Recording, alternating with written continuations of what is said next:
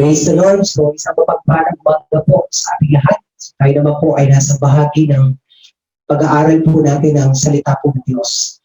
And kanina lamang ato po narinig ang salita ng Panginoon na po saan ay how to overcome the storms of life. Paano po natin mapapagtagumpayan ng mga pagsubok sa ating buhay. Nandiyan po yung tinuro sa atin na patuloy na kung mag-change tayo ng plan, kung may mga pagsubok tayo pinapagdaanan na matagal na natin na-overcome isang sitwasyon at hindi natin na-overcome, so sa buhay po ni Paul, sa kanyang missionary journey, ay nandun yung tinuturo doon sa Acts chapter 27 na change.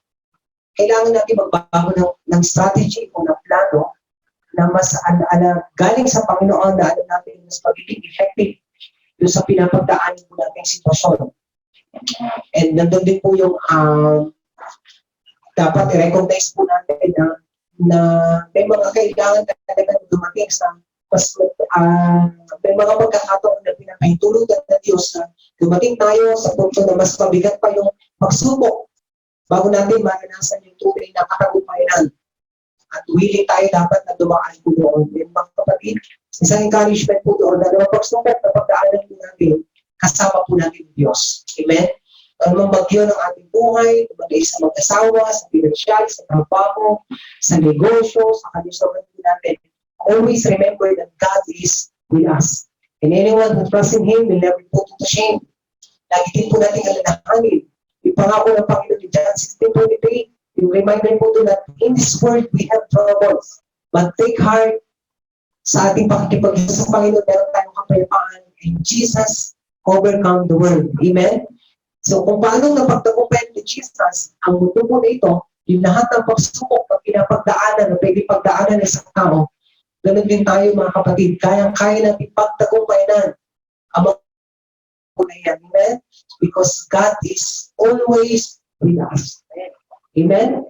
And as we abide in the Lord, as we trust in Him, as we connect always sa Kanya, through obeying His word, patuloy tayo magtatagumpay. Sabi nga ng Lord, if you abide in me, my words remain in you, as whatever it is that it will be given unto you.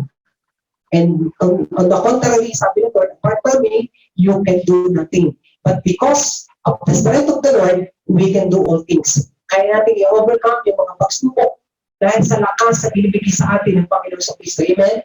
His strength, o sabi nga na 2 Corinthians chapter 12, His grace is enough. The grace of God is enough for us to overcome the world. Amen. So today, patuloy tayo mag-aaral sa salita po ng Diyos. And yung ating po tema, yung team na ating nilalakaran at tinanais ng Diyos na maranasan po ng bawat isa ay walang iba kundi yung freedom. Matagal na po yung ginawa ng Panginoon sa Kristo para sa atin. Matagal na po yung binigay ng Diyos sa atin yung freedom po na iyan. Subalit ng problema, hindi lahat ng tao, or even Kristiyano na, ay hindi po maranasan ang tunay na freedom. Freedom from fear, worry, stress. So, ngayon po araw na ito, yan po yung ating tatalakayin. At dalawang bagay na po yung gusto kong ibahagi sa inyo kung paano natin patuloy na maranasan po ang freedom sa ating kasalukuyang panahon na pinagdadaan na lalo na ngayon may iba't ibang virus tayo pinapagdaanan. So, hayaan po natin na sa magitan po ng salita ng Diyos, tayo po ngayon ay maranasan natin ng kalayaan. Kung paano everyday natatahakan po natin, nadadaanan po natin na mga pagsubok pa, ay maranasan po natin ang kalayaan. So, buksan natin ang salita ng Diyos sa Matthew chapter 6, verses 25 hanggang 34. At sabi ng Word of God, therefore, I tell you, do not worry about your life, what you will eat or drink, or about your body, what you will wear. It's not life more important than food, and the body more important than clothes. Look at the birds of the air. They do not sow or reap or store away in barns, but yet the Heavenly Father feeds them. Are you not much more valuable than they? Who of you by worrying can add a single hour to his life? And why do you worry about clothes? See how the night lilies of the field grow. They do not labor or spin. Yet I tell you that not Even Solomon, in all his splendor, was dressed like one apiece. If that is how God clothes the grass of the field, which is here today and tomorrow is thrown into the fire, will He not much more clothe you, or you of little faith? So do not worry, saying, what shall we eat, or what shall we drink, or what shall we wear? For the pagans run after all these things, and your heavenly Father knows that you need them. Verse 33, but seek first His kingdom and His righteousness, and all these things will be given to you as well. Therefore, do not worry about tomorrow, or tomorrow will worry about itself. Its day has enough to trouble of its own. Tayo po'y manalangin. Heavenly Father, we praise you, we honor you, Lord God. We worship you with all our heart. Sapagkat, Panginoon, karapat-dapat na nga po mahalin. Hayaan mo, Panginoon, sa aming pag-aaral ng tiling salita, patuloy namin maranasan ng kapangyarihan, maranasan namin ang iyong kalayaan na ginawa mo sa krus ng Kalbaryo more than 2,000 years ago, Lord Jesus. And the Holy Spirit, makagawa sa aming kalagitnaan, you're so much welcome, your presence, your anointing, to enlighten the Word of God that we're about to study, to learn today, Lord Jesus.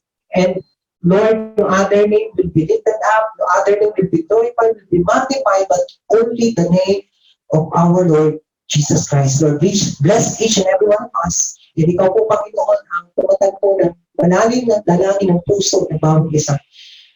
And again, Lord, we praise you, we honor you, and this we pray, Lord, in Jesus Christ, we pray. Amen and amen. So, dalawang bagay na po sa inyo, na alam ko po na marami po sa atin ang nakaka-experience po nito until today, and kahit Kristiyano na, lalo na po yung hindi mga Kristiyano. Tayo po na mga Kristiyano na ay nandun yung comfort ng Diyos, nandun yung pagpapalakas po sa atin ng Panginoon, nandun yung Holy Spirit na patuloy na nagko-comfort po sa atin. And yamang ang ating pong tema po ay freedom. So, ninanais po ng Diyos na hindi lang po ito maging tema po sa atin, o marinig lang po natin, o lagi na po natin napabagay kung tinayos ng Diyos at maranasan po natin. And dahil nga po sa panahon natin, tayo dumadanas ng maraming krisis, mapa-personal, di lang pang-pamilya, di lang pang-bansa, di pang buong mundo. Kaya nga po pandemic. Kung ninanais ng Diyos ang karanas po tayo ng kalayaan. Kalayaan po saan? Sa teksto po na ating binasa, sa buong konteksto natin po binasa. So, isa po sa ninanais ng Diyos sa ating na mga mananampalataya, ng mga anak po niya, ay makaranas po ng kalayaan about worry. Ninanais ng Diyos na mabuhay tayo in a pre-worry life. Buhay na walang pag-aalala. Yan ang ninanais ng Diyos. Buhay na walang kinakabalisa. Amen. Kung bakit nga pinalaya ng Diyos, inalis ng Diyos ang mga Israelites o kanyang bayan sa Egypt, sa isa ng pong dahilan is to worship Him. The reason why God delivered His people from the slavery sa Egypt, it is to worship. The reason why is to worship the Lord. And today, tayo po mga kapatid, kung bakit si Jesus Christ ay bumabalik sa lupa para tayo maka-worship, tayo binanais ng Diyos yung the very reason why God created us, why God put us in this earth, or created us in this earth, is to worship Him. And hindi natin ma-worship ang Lord unless maunawaan natin ang tulad ito. Unless maunawaan po natin yung dalawang bagay na tinuturo ng Panginoon dito para maka-worship po tayo. Amen. So ngayon po maraming tao ang naalipin na po ng pag-aalala. Saan po? Yung ating po mga basic needs. Hanggang sa ngayon, yun pa rin po yung pinag-uuri po ng tao. Yun po yung pinapag-alala. At reason why maraming tao ang hindi maka-worship sa Lord kasi nag-aalala po saan?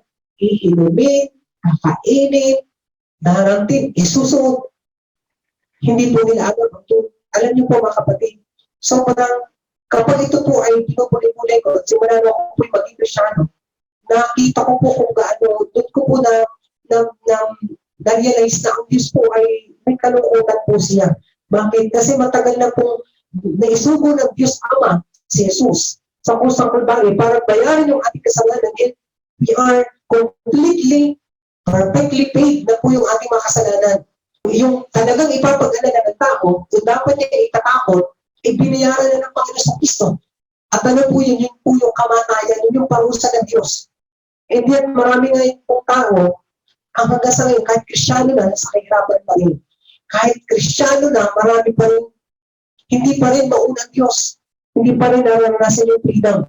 At kanina, narinig na po natin sa lingkod ng Diyos na, at yun po yung pinapaalala sa atin ng ating head pastor na tinuro sa atin na kung ang araw ng Sunday ay hindi pa rin natin maibigay sa Lord, nananalitili pa rin tayong alipin. Hindi pa rin tayo ganap na malaya.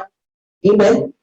Kung hindi pa rin tayo nakaka-worship sa Diyos, hindi pa rin tayo malaya nakakasamba sa Diyos sa araw ng pagsamba, ibig sabihin, baka naglalakbay ka pa, baka ikaw inanong pa sa Egypt, baka ikaw inanong pa sa wilderness, baka ikaw inasa ilang pa, kaya hindi ka makasamba. Alam niyo po ba sa Egypt, kahit sa Ghana, walang kapayapaan. Kahit maraming kinakain ng mga Israelites doon, sila po'y alipin, sila po'y torture, at sila po'y nabubusog doon, wala pong peace, walang joy, wala pong freedom. At maraming tao po ganyan nasa world, kahit may pera, may malaking bahay, may trabaho, wala pong peace, walang joy. Dahil wala nga pong freedom, kasi hindi po inuuna ang Panginoon. So, unang bagay na tinuturo sa atin ng Diyos, for us to have freedom sa lahat ng pag-aalala sa inilabing, kakainit darating, ay walang ibang kundi siya iunahin ng higit sa lahat. Amen? Yung blessing, hindi na po siya mahirap kuhanin. Wala na pong naghahadlang sa atin sa Diyos. Yung kasalanan na naghahadlang sa atin para hindi makuha yung, hindi natin matanggap yung blessings, yung nawala kay Abraham because of the blood of our Lord Jesus Christ, nawala na po yun, nalinis na po yun. Tayo po na mga tumanggap kay Kristo. Sinasabi natin na tayo Kristiyano, nananampalataya tayo sa Kristo, wala na po yung sin na yun. Eh bakit may mga Kristiyano pa rin? O kahit hindi Kristiyano, ay hindi makaranas ng kasalanan. Hindi po makalaya sa sinasabi ng Panginoon na pag-aalala sa ilabing kakain natin. Why? Hindi inuuna ang Diyos. So unang bagay, para maranasan natin ang kalayaan sa anumang inom na mang-alalahanin sa buhay, ay unahin natin ang Diyos. Alam ko po na ito po'y maraming pong merong life verse po nito, memory verse po ito, pero hindi tunay na naranasan ang kalayaan sa pag-aalala. Are we really seeking God first sa ating buhay? Kung talagang inuuna po natin ang Diyos sa ating buhay, mararanasan po natin ang kalayaan. Amen? Mararanasan natin ang freedom. Freedom pa saan? Sa poverty. Sapagkat ito po ang truth. Jesus became poor for us to become rich. Amen? Si Lord ay naging mahirap upang tayo'y maging mayaman. Kaya nga po meron tayong awit, let the weak say, I am strong. Let the poor say, I am rich. So yun po ay tunay na nangyari, naganap. Ngayon, yun po yung benefits na ginawa ni Jesus para sa atin sa krus ng Kalbaryo. And how we experience that benefits bilang Kristiyano, hindi lang sapat na tinanggap natin si Kristo, dapat tinitiyak po natin, sinisigurado na siya inuuna natin sa ating buhay. Amen? Hindi Facebook, hindi cellphone ang una pagkagising sa umaga. Bible ang inuuna. Ang unang kinakausap ay ang Diyos. Hindi ang asawa, hindi ang anak, hindi ang kamiting, hindi ang katrabaho, kundi ang Diyos. Amen? Sa buhay po ng ating Panginoong Kristo, in Mark chapter 1 verse 35, masabi doon, madaling araw pa lamang, very early in the morning, Jesus got up, go to the wilderness and pray. Si Jesus madaling araw pa lamang, bumabango na po siya, kinakatagpo ang Diyos Ama para sumamba, manalangin, unahin po ang Diyos. Yung relationship natin sa Diyos ang dapat natin unahin. yan po ang nawala kay Eva at kay Adan, kung bakit sila naghirap. Ang babae, kung bakit nahirap ang mga anak. Bakit nagkaroon ng bagyo, sakit karamdaman, bakit nagkaroon ng kamatayan, which is, hindi naman dinisenyo ng Diyos, ang tao po'y mamatay, maghirap. It is because of the sin na kung saan ay nag-destroy ng relationship natin sa Diyos. So, ibig sabihin, kung bakit si Kristo ay nagpunta rito for that relationship become ma-restore. And ginawa na po ni Kristo yun. Amen? Kung nagawa na po ni Jesus, na siya'y mamatay sa kusang kalbaryo, yung relationship natin sa Diyos, inapanumbalik na. Nanumbalik na po yun. Hindi na po tayo, hindi na tayo under curse. Hindi na galit ng Diyos atin. Amen? Pinatawad na tayo ng Diyos. Pinagkamali ng iba kung kasi galit sa kanilang Diyos. Paborito ng Diyos sa mga Amerikano. Paborito ng Diyos yung ibang bansa kung bakit sila mayayaman. Hindi nila naiintindihan ng truth na ito, na kailangan lang natin na unahin ang kaharian ng Diyos. Unahin, manumbalik, ma-restore yung ating relationship sa Lord. Kaya upang nawala kay Eva at kay Adan, nakasaganaan ay manumbalik. Amen? Hindi man po biglaan, unti-unti. Kaya tayo tinuturuan ng Diyos, ibigay ang ating tithes. Ano po yung unang tinatanggal? Sa ating mga income, yung ating 10%, and then yung ating offering. Amen? Alam ko po dito sa Love of Jesus Mission Church, ito po'y karanasan na natin, lalo na tayo dumaan ng training. Marami po ang napagpala, marami po ang nag-testify ng financial breakthrough. At ang katotohanan, yun po ay nagsimula, nag-ugat po yun sa spiritual breakthrough. Kapag naranasan natin spiritual breakthrough, ibig sabihin, na-restore tayo personally yung relationship natin sa Diyos through our Lord Jesus Christ at sa pamamagitan ng pagsisik natin sa Kanya. Amen? That this financial breakthrough ay mararanasan po natin. Amen? Sino po gusto makaranas nun? Financial breakthrough. So yung relationship natin sa Diyos, dapat siya natin inuuna. And that is freedom. Yung pag-una natin sa Diyos, ang pinaka-susi sa panahon natin ito at sa panahon natin, at dapat natin ituro sa mga generation na susunod sa atin para hindi na sila may halipin ng pag-alala, pagkabalisa. Wala pong ibang sekreto kung iunahin ang ng Diyos. Amen? Noong naalala ko ako po ay binata pa, wala pa ako sa Panginoon.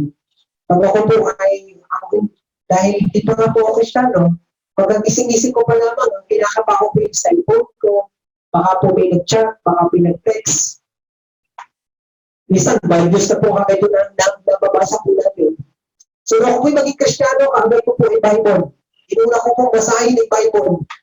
Una ko pong awitan ang Diyos. Sambahin po ang Diyos.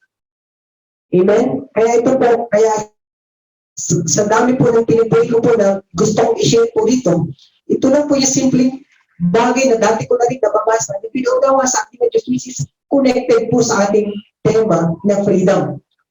At hanggang sa ngayon, ito po yung dapat nating maunawaan. Wala pong ibang principle, wala pong dapat tayong gawin para maranasan natin yung freedom sa lahat ng pang-araw-araw nating pangailangan para hindi tayo mapigilan sa pagsamba ng mga bagay na ito na worry ay unahin ang Diyos, ang kaharian ng Diyos. Nag-umpisa tayo sa Diyos sa umaga, sa gabi magtatapos tayo sa Diyos. Hindi po yung inuna natin ng Diyos sa umaga, nakakatulog na tayo sa pag-Facebook. Nakakatulog na tayo sa kung ano-ano natin ginagawa. Dapat nag-start tayo sa Diyos, nag-e-end yung time natin, nag-e-end yung day natin sa Diyos. And we will experience His blessings. Amen? Sabi rito sa 33, in all these things shall be added unto you. And the second thing, live His righteousness. Mabuhay tayo sa katuwiran ng Diyos. Amen? If we are truly a Christian, nabubuhay tayo ng Diyos of His righteousness. So sa tayo po'y naging matuwid sa harapan ng Diyos through our Lord Jesus Christ. But in everything, we must be righteous. What is righteousness? Doing the right thing before God. Doing pleasing before the Lord, may nakakakita man o wala. Righteousness means sincerity. Righteousness means loyalty. Amen? So dapat tayo po sincere, loyal sa harapan po ng Diyos. Amen? At maranasan natin ang tunay na freedom. At ngayon, ito na po yung panahon na kung saan dapat naranasan natin spiritual breakthrough, physical and financial breakthrough. Kapag inuna natin ng Diyos, yung blessing, susunod po sa ating blessings follow. Ano sabi po ng Word of God? Blessings is upon the head of the righteous. What's that? Freedom. Hindi mo hahanapin yung biyaya. Ang Diyos ang maghahanap sa iyo. Ang blessings ang maghahanap sa iyo. Amen? So God is faithful. God is faithful in all His promises. Simula nung ako maging Kristyano, 13 years ago, simula nung September 20, 2008, ito na po yung experience ko. Kung bakit ako nakakapag-share po sa inyo hanggang sa ngayon, na ipapatuto ko po sa inyo na God is faithful, never po ang Diyos nagkulang sa kanyang mga lingkod hanggang sa ako po yung full-time minister, kailanman, sabi nga ni David, sa kanyang pag-edad, sa kanyang buhay, wala siyang nakita na taong matuwid ang pinabayaan ng Diyos. Amen? Wala pong taong faithful, inuuna ang Diyos na bumuhay sa kapila ng Diyos ang pinabayaan ng Diyos. Amen. Yan po kagandahan na tayo inuuna natin ng Diyos. Meron tayong blessings, financially, materially, meron din tayong blessings spiritually. Meron blessings tayo emotionally, nandun yung peace, nandun yung joy, nandun yung strength, physically, nandun yung ating health. Pag inuuna po natin ng Diyos. Sipin nyo, bakit yung worry? Bakit ilang beses sa binanggit ng yung worry? Do not worry.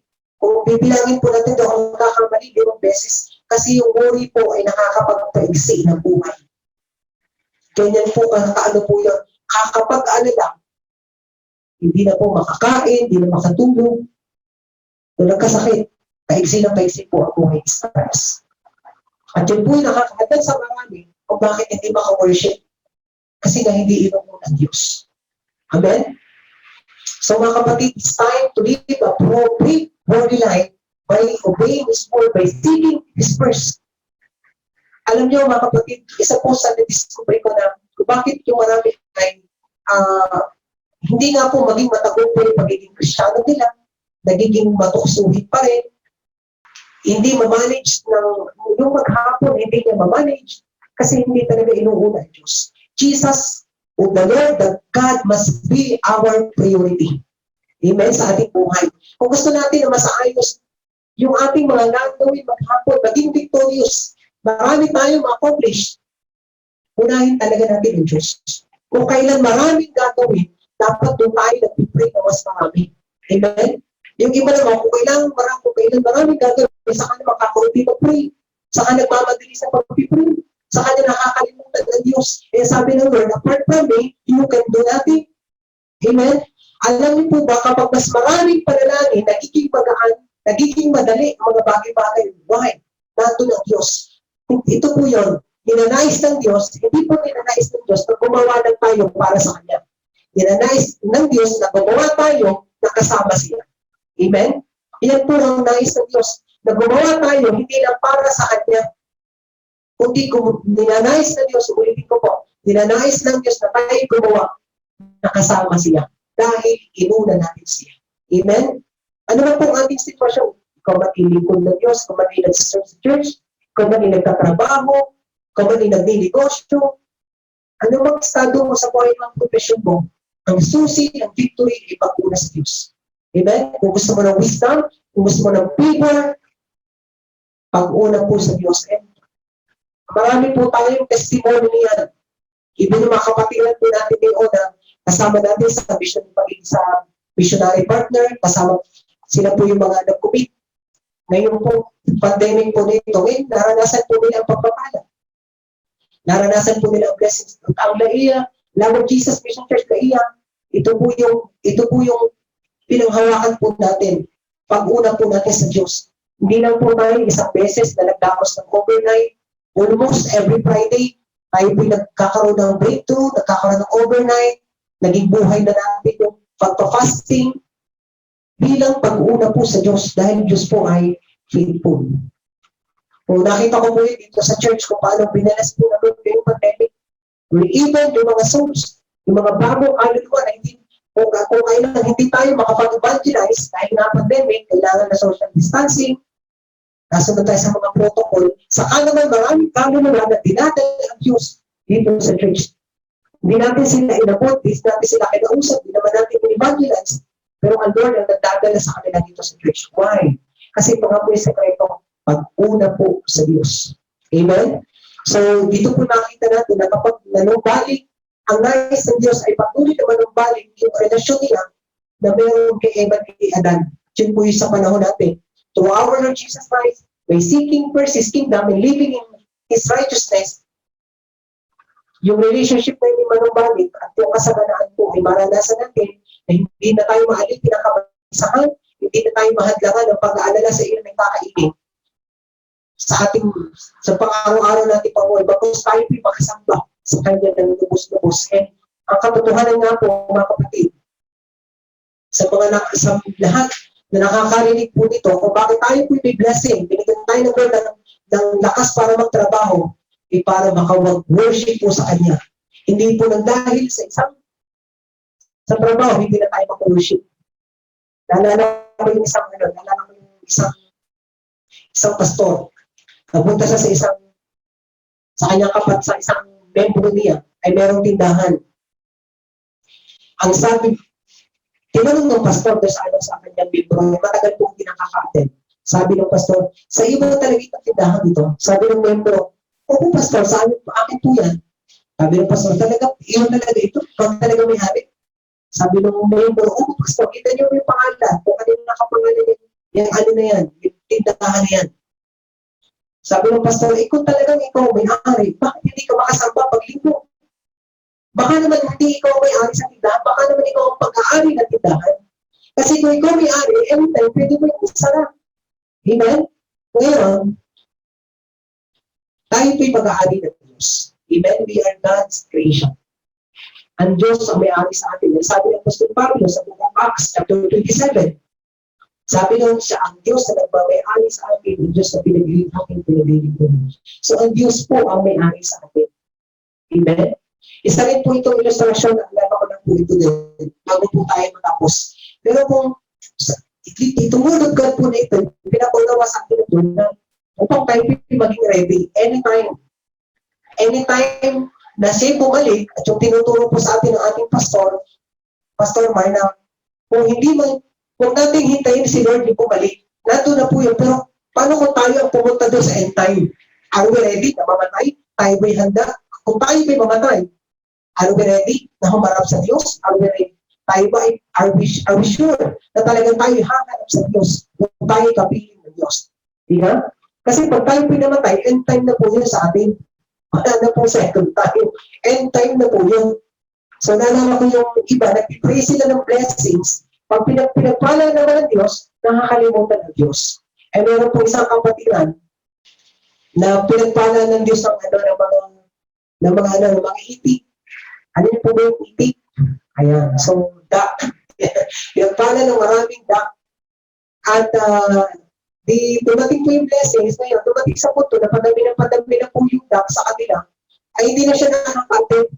Hindi na ng kapatiran. Kapatid, tayo na, araw na linggo kayo, tayo sa mga basang Panginoon. Sabi mo, ay naku, pasensya na. Wala mag-aalaga sa iyong wala mag-aalaga, walang babantay na aking mga itik.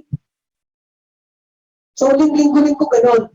So, ito po yung ito lang po ilustrasyon po ito. Ito po yung pwedeng mangyari. Ngayon, biglang nag-rapture. Kung ako lang po, sabi nung narinig ko po ito. Ngayon, nakikita ng kapatiran na ito na naging busy sa kanyang blessing, nagtataasan na po yung mga kapatiran. Sabi niya sa Lord, ba't hindi po ako maakyat? Sabi ng Lord, diyan ka na, wala mag-alaga ng itik mo.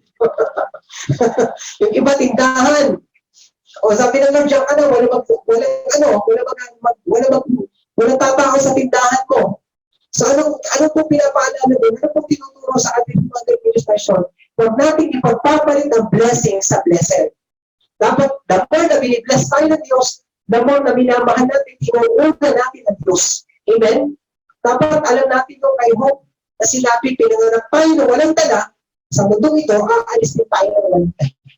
So, yung nanais ng Diyos, Kung gusto natin ma-rapture, kung gusto natin maging ready, dapat yung utak natin wala sa material na bagay. Utak natin ay nasa pag-una sa Diyos. Paano tayo magiging kalugod-lugod sa Diyos?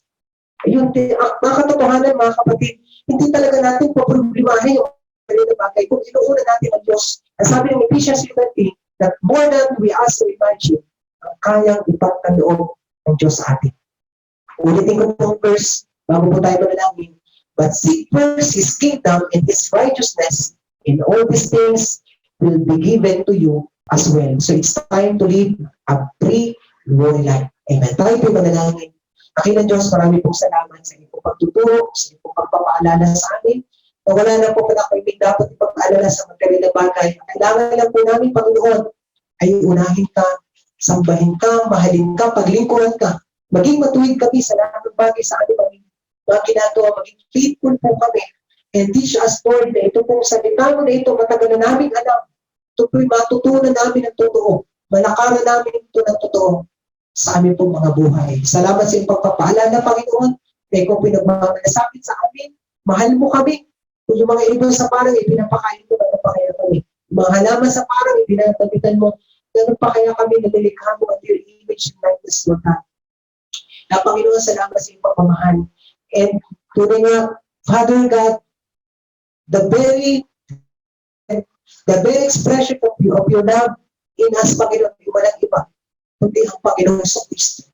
Ganyan mo kami kamahal, kahit kaisa-isa mong anak, binigay mo para tubusin kami sa parusa para sa aming pagkakasala. And Lord, salamat na tinanggal mo na kami sa buhay na puno-puno ng takot pag-alala sa kinabukasan. Tuloy nga, Lord, salamat sa freedom from all fears, from all worry, from all sicknesses and diseases. Thank you, Lord, for the freedom, from the curse of poverty. Because, Lord, you became poor, Lord, for us to become rich, Lord God. Marami pong salamat sa iyong pagpapaalala dito, Lord. Salamat.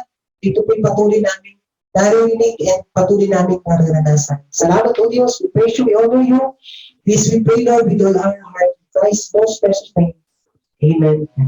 Ang Diyos sa buhay ko'y